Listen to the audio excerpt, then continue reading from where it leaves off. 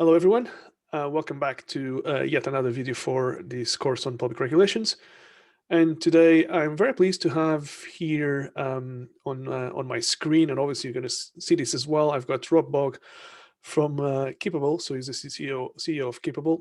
And Rob, I've known him for many, many years. He has a very interesting background, and he has been very helpful and very available to help my students in the past in previous courses. So I'm really happy to have him back again for another round. So Rob, could you, for the benefit of the students, could you tell us a little bit about your background? Absolutely, Pedro. And thanks very much for asking me to do this. It's exciting to talk about GDPR actually and privacy, and also legal and how lawyers can do other stuff too. So my background is I did a master's in engineering, economics, and management at Oxford. And then I was pretty well the only one on the course to qualify as a lawyer straight after that. Most went into consulting or banking. But actually, funnily enough, almost everybody has gravitated back towards technology and industry in one way or another. So that's really good. Then after doing that engineering degree, I qualified as a lawyer. And so I gravitated towards technology law because I understood about all the science and the patents and what have you. And also because of the management and economics, I understood all about the marketing and the strategy behind trademark disputes, copyright disputes, and litigation and acquisition. So that was my natural place. I qualified in 1995, and back then there was no IT law really, and there was certainly no e-commerce law. So luckily, IT law came to IP because it's computers, isn't it? It's software, which must be copyright. And then e-commerce came to us because it was data protection and IP, which was fantastic. So we got all this amazing sort of blank sheet drafting going on, a sort of new era in legal advice. It was really fantastic. And so after that, I was in London for about 5 years with a city law firm here. And then I decided to go to Hong Kong. And I went to another city firm in Hong Kong. I got interviewed just before handover, went just after handover. So that was a real interesting time to go. I was there for just under 3 years and then went down to Australia for 2 years. When I was in Hong Kong, the internet had really started to boom, but it was crazy. I mean, people were getting, I had one guy come to me and say his boss at China.com had said, "I'll fund your idea for 20 million." And the guy was sweating because he'd literally just said to the guy that morning, "I've got a rough idea for a website." Because it was all booming so much, money was just pouring out. And he didn't even have a business plan, didn't know what one was, all this sort of stuff. Then I went down to Australia and I couldn't get rid of a privacy tech idea I had. So I started that up and I got an offer of funding. It had to be matched. And I got my entrepreneur visa the day the dot-com bubble burst in 2001, which was a very interesting funding experience. And that's for another conversation. And then to cut a long story short, I then came back to the UK and went in-house as general counsel to small startups, and deliberately very small, where they didn't need a lawyer. So I was doing cold calling, I was doing ops, I was doing QA, I was doing strategic development as well as legal. And so 15 years in SaaS in a really combined role, really almost like a deputy CEO, getting my oar into every single area, using legal as a way to do that. And then in the end, I said, no, I'm going to do my own business again because I kept impacting these businesses going through. So I started up Keepabl. And so that's my background and route to Keepabl. Thank you very much. And with Keepabl, what are you trying to achieve? What is your business, and what you want to achieve with it? Sure. So you'll all know Simon Sinek, start with the why. And so my start with the why is to joyfully use tech to solve people's headaches and make them feel happier, which maybe sounds a bit sappy, but I make no apologies for that. And because I want to have fun and meaning in what I'm doing in life. And so I want that to transmit through the product as well. And so what we're doing with Keepabl is we want to be the most loved compliant SaaS on the market. And compliant SaaS is not loved at all. Mm-hmm. And so privacy and security are the two operational compliance aspects that hit every single business. When you look at any survey, privacy and security are right up there at the top. They're even above HR. So I've been general counsel in these startups where we're very aspirational, always trying to grow, always trying to get investment, always trying to get the bigger customers. And so go through a lot of different due diligence. And also you're dealing with a lot of sensitive information. So the role of a general counsel or of an operating officer or of a compliance person, any role really in the business, is to manage that risk and put in place the compliance in as simple a way as possible, because the business is already doing complex. So you're simplifying what's very complex, be it security, health and safety, data protection, making it very simple for the business to take on, to manage the risk and fulfill its obligations. But then very few people use that to create revenue generating activity and revenue supporting activity. And so, I would create these documents that would basically address all the sales objections, address all the investor objections. Means that when we'd have fantastic documents. When we came to due diligence, we'd just fly through it. So you're accelerating revenue, you're opening up the opportunities. And that's been proved now by Cisco in their 2020 data privacy benchmark study. It's a fantastic study. They did 2018 and 19 as well. And they identified a 2.7 times ROI on privacy spend, which for some reason is 3.5 times in the UK. Mm-hmm. So, and that all comes from accelerated sales. It all comes from better customer trust and brand and et cetera, et cetera. So that is what you want to achieve. And in terms of the way that Keepabl works as a SaaS business, so exactly what kind of services are you providing in terms of privacy and security to your clients? Yeah, so we've launched the privacy product, and we won Gdpr Company of the Year 2019. We were invited into FinTech Power 50 last year, and we were into the RegTech 100 this year, which is really exciting because there's only 3 pure privacy plays. There's one that is a 5.7 billion valuation, another with $1 billion valuation, and there's us. So we're very tiny. So it's fantastic. It signals where we want to go. So what we actually do is the old adage that you can't manage what you can't measure. And so the very first thing for security or for privacy is you've got to assess the risk. And so to assess the risk, you've got to work out, what have I got? What am I doing with it? Where is it all? So I can assess the risk on it. So what we do in Keepabl right now in our privacy product is we help you with the data mapping. So we help you go, where is the personal data that we process? So HR recruiting, we maybe use Workable or something as an online provider to post the roles, and we get all the information through. If a candidate's successful, it becomes into the HR flow, but during the recruitment, various different people see it. How long do we keep that for? How do we secure it once it's into the employment part? Where do we store that? Maybe we use a different HR solution. How secure is that? Who do we share it with? Where does it go? How long do we keep it for? This sort of thing. How do we train people so that people who shouldn't have access to it have access to it? And so those sort of questions follow every single processing activity you do: recruiting, payroll, expenses, sick leave, all marketing emails, sales, cold calls. These are all activities a business does that processes personal data. And so what we do, that already sounds quite complex, but what we do is we make that super intuitive and simple online. And so as you fill in this form, it changes based on your answers, but also in the background, we're instantly creating all the reports that you need. Because a lot of people, GDPR came into effect in 2018, May 2018. It actually came into law in 2016, and there was a 2-year transition period. The transition period, people sort of ignored it in a way, most businesses. In 2018, everyone panicked. And most people will remember getting lots and lots of emails about, we need to reconsent you for this list. There was this flurry of consent emails. Not many people knew why they were coming or why they were even sending them. But everyone was worried about GDPR. And then it went into a bit of a GDPR trough. And I call it GDPR trough because after May 18, people had done a certain amount, public facing stuff. So those consent emails, maybe they put a privacy policy up. And then they said, right, let's stop and let's wait and see. Are the regulators going to kick down the doors with £1 million fines and everything?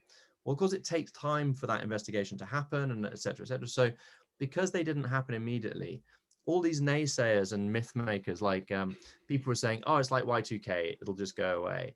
Oh, it's like, we're too small, it doesn't apply to us.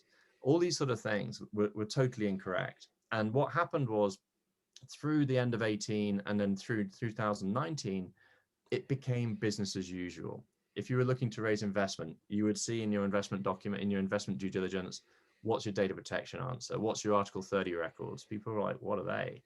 It's a GDPR term. If your customers and partners would be asking you, before I give you this data, before I sign up, what's your GDPR answer? Where are your Article 30 records? How do you do this? How do you do that? And so it got into business as usual. Pretty well every financial services institution now has GDPR in their internal audit. So how do you audit? What do you audit against? And so all of a sudden, everyone was going, we've got to do this. And the boards were sitting there going, we're at risk here because the fines are starting to come.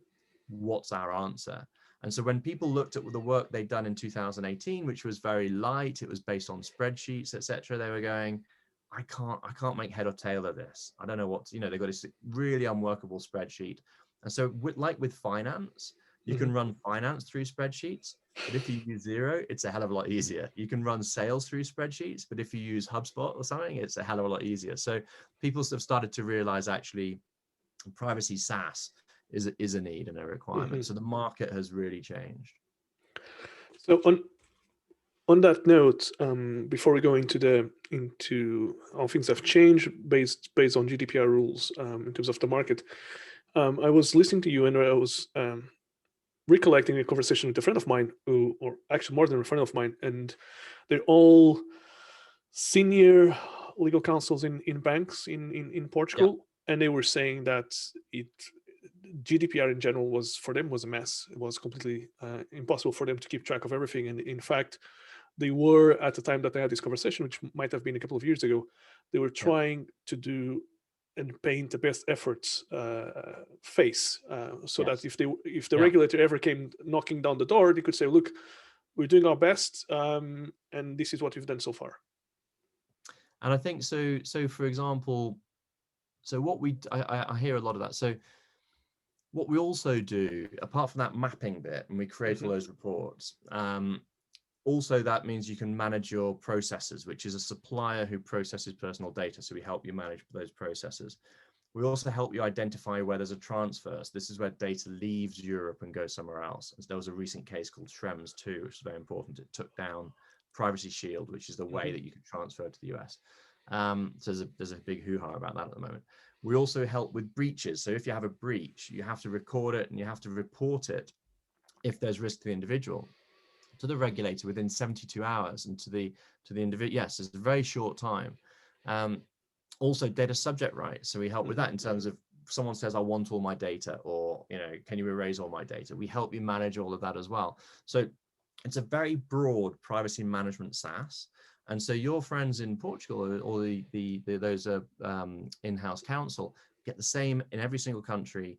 And the thing is, most businesses put resources into product and sales, and they try and reduce the amount of resources in central services, or whatever you want to call it, in terms of finance, legal, IT, etc. So people are looking about how to deal with it, and the market has been evolving. There was a study by Capgemini that said a month before GDPR came in, so it was in sort of Aprilish time in 2018, 78% of people surveyed said they were going to be compliant. A year after GDPR, June 2019, only 28% of people said they were compliant. So what happened there? And actually, I think that's high. I mean, I think maybe for enterprise, but they just don't know. They don't know where they are on it. And that's where services like us, we can highlight where they are. We can make it visual, make it really easy to understand. Very well. Now, moving on the conversation to what has changed in the market. So inside the EU, we had a set of directives that regulated data protection from the 90s, I think, and then they were recast a few years later, and then that was replaced by the GDPR in 2014, which came into force in 2016, or became law in 2016, and actually came into force in 2018. So how has actually business changed over that time period?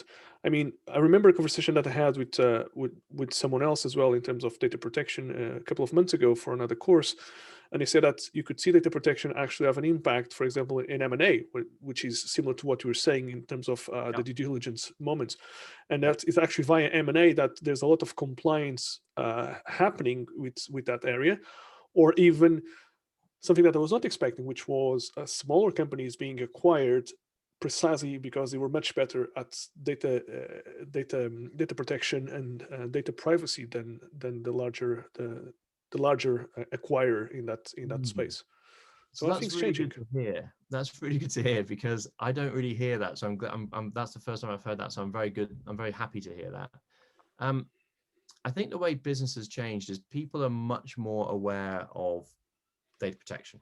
So that whole 2018 email flurry of reconsent, I remember one of my friends saying, "You're doing GDPR, aren't you?" I said, "Yeah." And he goes, "I was in the pub and people were talking about GDPR. What the hell is going on?" You know, so it's like, do you want, and GDPR, basically, the reason, as you say, we had all these directives before for 20 odd years, what have you. And the UK had an act from 84, Germany from the 1970s. Like, why is data protection suddenly the hot topic? And there's a very simple reason, which before GDPR, the maximum fine was $500,000. And for a lot of these businesses, they literally go, well, that's just an expensive business. We'll just carry on. No one's asking anyway. What GDPR did was it changed those fines to 20 million euros maximum, or 4% of global turnover maximum, whichever is higher. So on the whichever is higher bit, for example, Norway is just about to fine Grindr 10 million euros, and Grindr's got about 100 million euros revenue. So it's 10% of their revenue they're getting fined. So they've gone for the sort of the first limb of maximum 20 million euros. You know, down to in the UK, a single pharmacist left all the information out the back, and all sensitive information. They got fined £250,000, which is a lot less than 10 million. But for a single pharmacist, finding £250,000 is pretty tough. So the fines have started to come through. So the way business has changed, in my view, is there's a hell of a lot of fear there now. But directors are sitting there going, we've got to have an answer on this. And so they nominate someone and say, you've got GDPR. And that person is like, great. And they tend to be in IT, security, compliance, or ops. And that person's going, another thing for me to do. And I just have no idea, because the more you scratch at it, the broader it is, right? So this is why people are also looking for tools to help now. So I think what's changed in business is it's just become business as usual, and it's forcing people into doing it. If you deal with the public sector, you have to have a GDPR answer in the same way you have to have a good security answer. Like I say, if you're in finance, it's in your internal audit. If you're in technology, a lot of our smaller customers are from technology, because when anyone hands the data over, they say, how are you dealing with this? So I think what's happened is people have first off reviewed security, which is really great. And then they've looked at the architecture, and some systems have been built so long ago that they're very difficult to change and are so complex. So, you know, GDPR, you're meant to encrypt things everywhere. You don't 100% have to, but technically under GDPR, but if you don't, you're basically in breach. So everyone's trying to encrypt their personal data everywhere. So how do you do that on a system that was built in the 70s in Fortran or whatever that runs half the bank? So everyone's trying to, one of the big differences in business is it's been one of the factors, along with COVID and lockdown, that has accelerated the digital transformation of business. Because people are going, well, you know, we can't implement GDPR and the security with our current tech stack. And this has been fantastic for technologists, because an IT director or CIO or an IT manager, what have you, there's no doubt been saying for years, I've got to do something about this server, or I really don't, that person shouldn't have access. And what GDPR is it's the very first horizontal applicable general security law. There's been no security law saying you have to have good security until GDPR. And so that's given them the stick to make that transformation. And that's where these ROI benefits are coming from, that Cisco one as well, because part of it is a leaner data map. So your data lake of and your whatever you want to call it, all your data infrastructure, it's much more rationalized. You're reducing your hosting costs, you're reducing the number of suppliers, it's much more efficient, and you're working out you can actually do other things with the data, because when you're looking at it, people are going, hang on, we can legally do X as well. So that is inside of the union, I would say. But one of the interesting points about GDPR is that even though it's a data, it's a general, it's a regulation, so it's a general data protection regulation. And as I've explained in previous videos to the students, regulations are a source of EU law, in this case, secondary EU law, and by and large, EU law it's contained and confined within the territorial scope of the union. GDPR is slightly different. GDPR is slightly different. And because you're now based, well, you are based in UK, but UK is now outside of the union. How is GDPR affecting business in UK and elsewhere, even though they are outside of the European Union?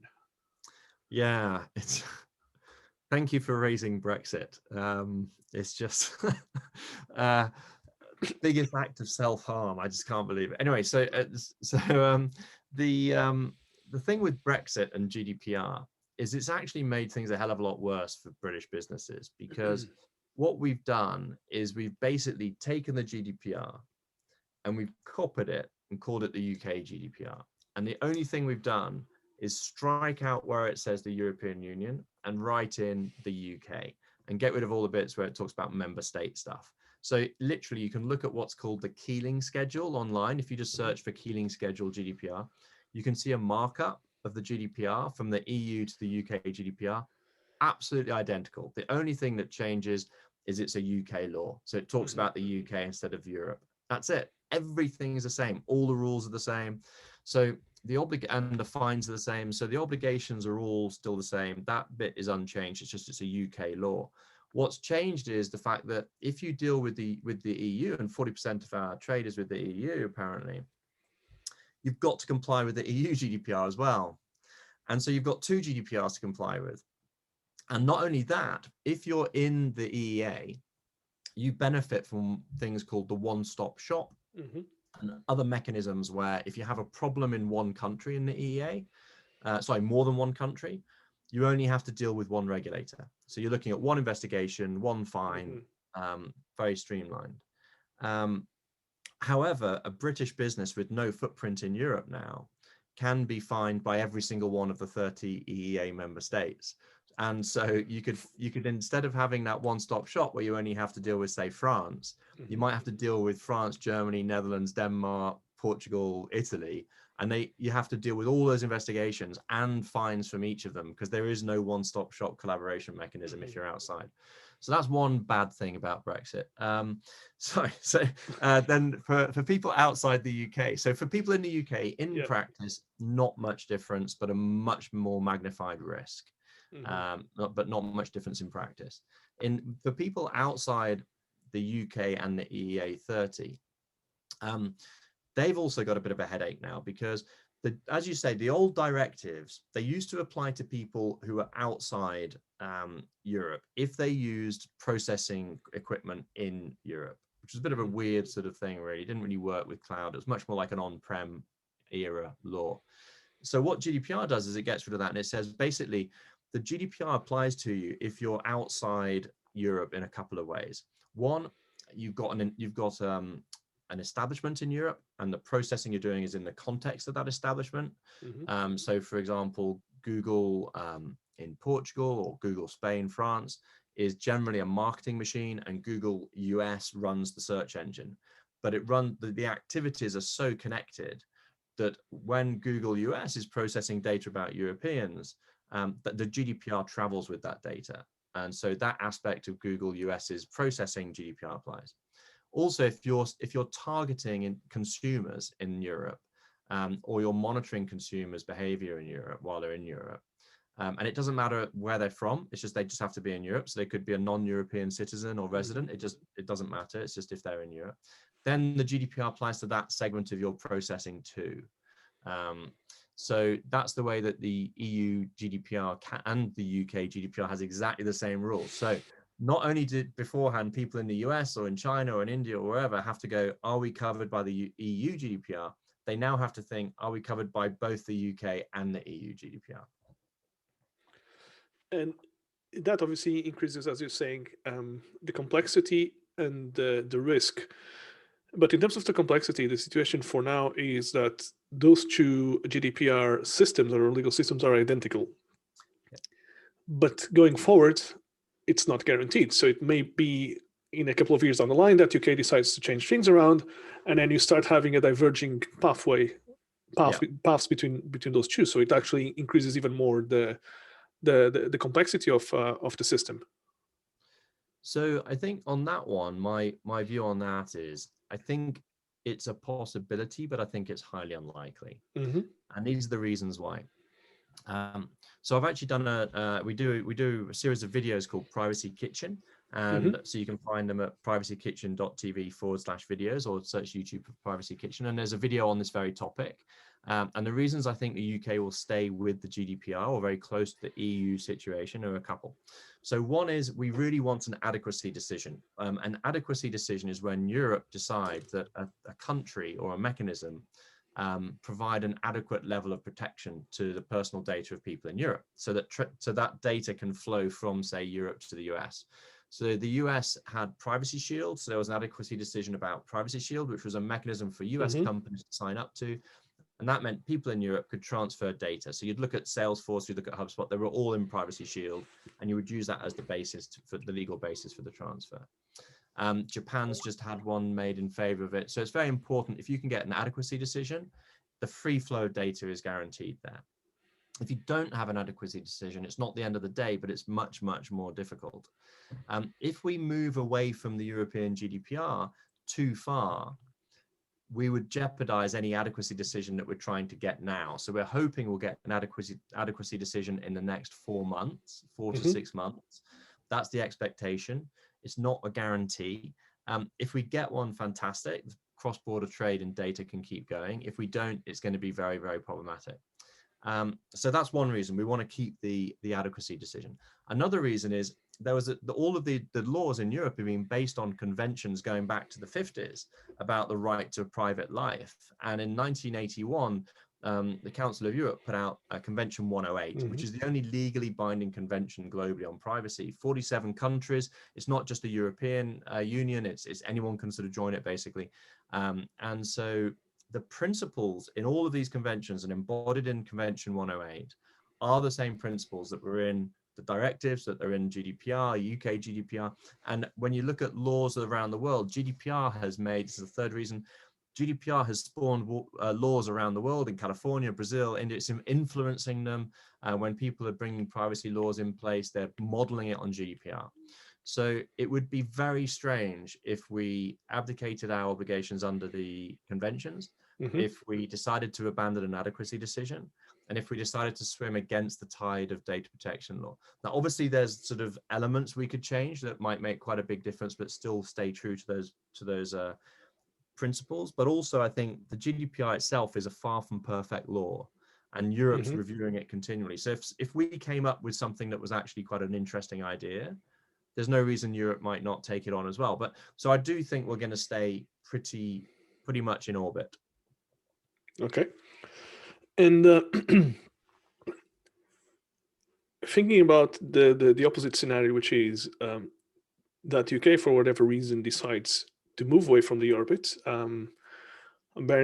obviously based on some on some views that the UK should become the Singapore of Europe. What would be the impact for cross-border trade and data if that was to happen? I mean, I think it's unlikely, as I agree with you, but if that was to happen, what would be the consequences? So if we decided to move away from, say we got the adequacy decision in the next 4 to 6 months, and they put in place a further transition period. So we've got that period of 4 that can be extended to 6 months. If we get the adequacy decision in that time, what it means is that personal data can flow from all those 30 countries in the EEA into the UK.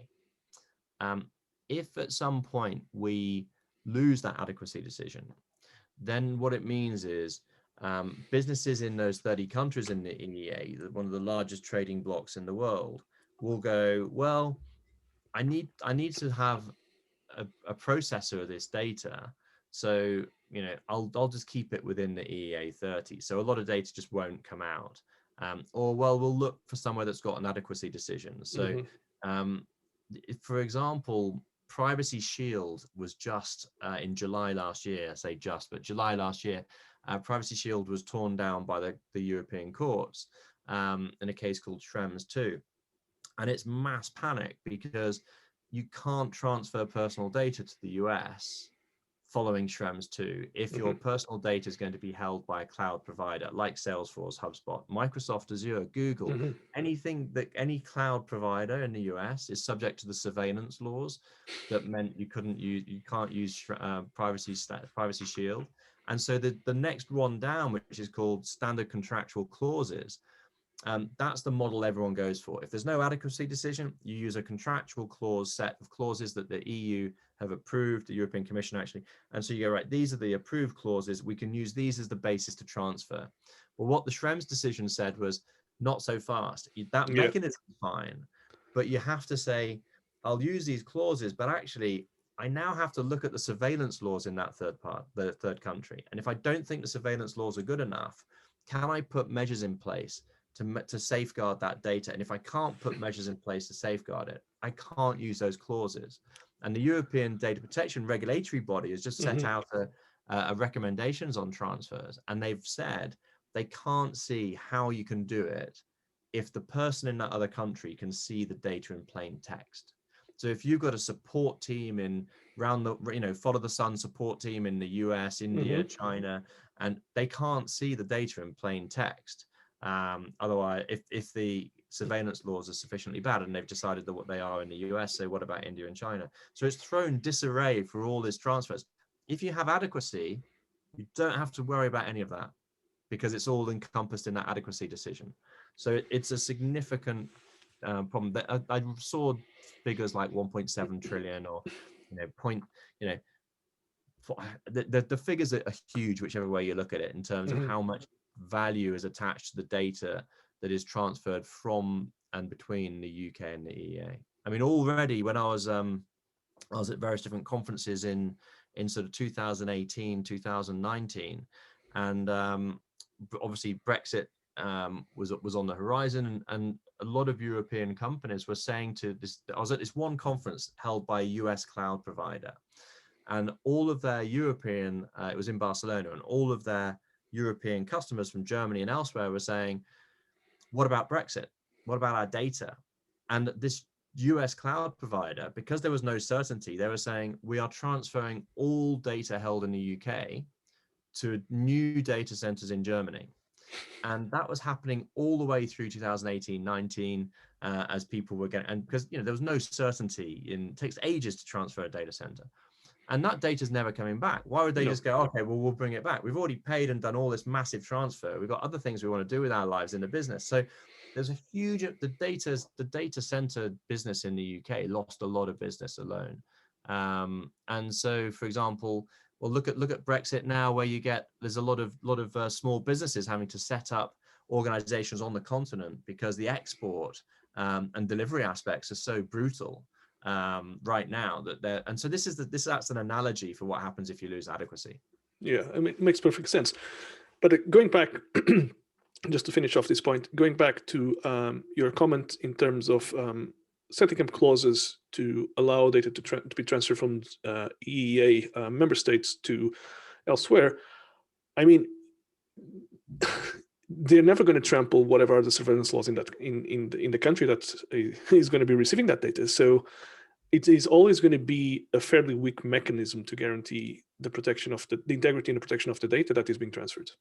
And you're absolutely right. So this is the thing that has put everyone into a quandary. The European Commission had Safe Harbor torn down in a decision called Schrems 1.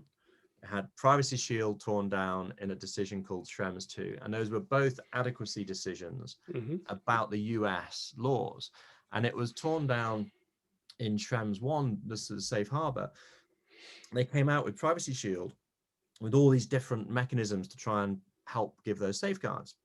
They got it wrong. This is the European Commission and the US government. How are small businesses meant to look at the law in India, the surveillance law in India, or the surveillance law in China or Brazil or wherever it is? It's just a total impossibility. And so it needs a governmental step. And I think what this will do actually is it will increase the pressure on Europe to give more adequacy decisions, to try and give more, to cover more of the world with you're okay, you can just transfer to these countries and cover the main trading partners as quickly as possible. But they'll only be able to do that if they're comfortable that the surveillance laws in that third country are okay. And so what they've really done is one argument is Europe, by chasing an ideal of data protection law, Europe has boxed itself into a corner, because is the US going to change its surveillance laws? It's under Trump, certainly not. Under Biden, maybe. Is there enough they can do? What about India, China? So, it makes transfer of personal data very, very difficult. And there's a whole policy practicality viewpoint in law, and then there's obviously the human rights and what's right and just viewpoint in law. And it's absolutely right and just that if somewhere doesn't protect the personal data, you shouldn't send it there.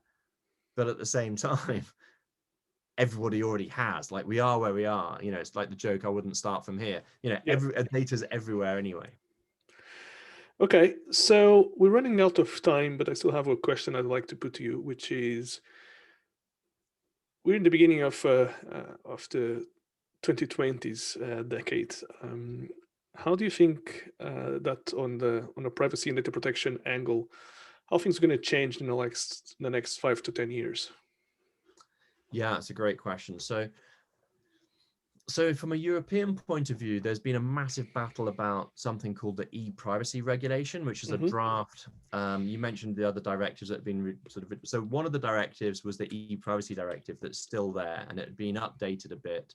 And it's the law that deals with cookies. It deals with use of traffic and location data, security of communications, all this sort of thing.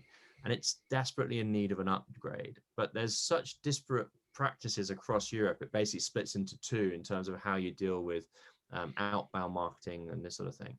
The replacement law has been bogged down, and it's important it comes through. And I think what they'll do is they'll split it out into different streams. So like child safety online is one bit. So it's too broad a law at the moment. I think they should split the draft apart and bring that out.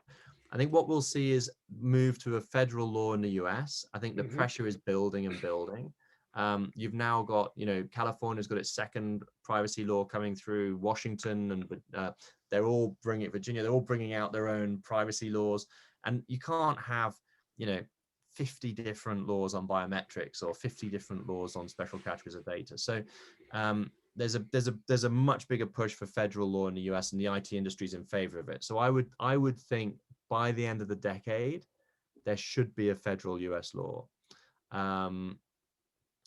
And I think more countries will bring in laws based on GDPR.